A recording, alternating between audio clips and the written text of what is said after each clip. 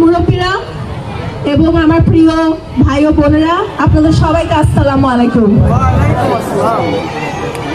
আমি আপনাদের হৃদয়ের স্পন্দন মরহুম নাজির রহমান মঞ্জুর বড় নাতি এবং আপনাদের সন্তান, আপনাদেরই প্রাণপ্রিয় নেতা আন্দোলিব রহমান পাঠর বড় কন্যা।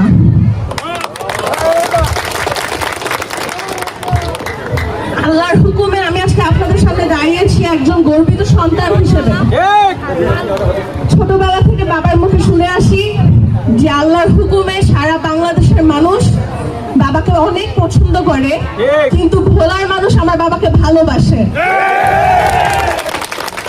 সুতরাং আপনারা শুধু আমাদের ভোটার নন, আপনারা আমাদের আত্মার আত্মীয়। এবং আমিও বিশ্বাস করি যে ভোলার সাথে আমার রক্তের সম্পর্ক আছে।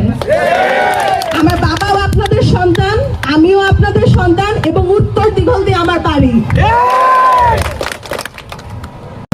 তার বিকল্প আর কোন এমপি ছিলেন না।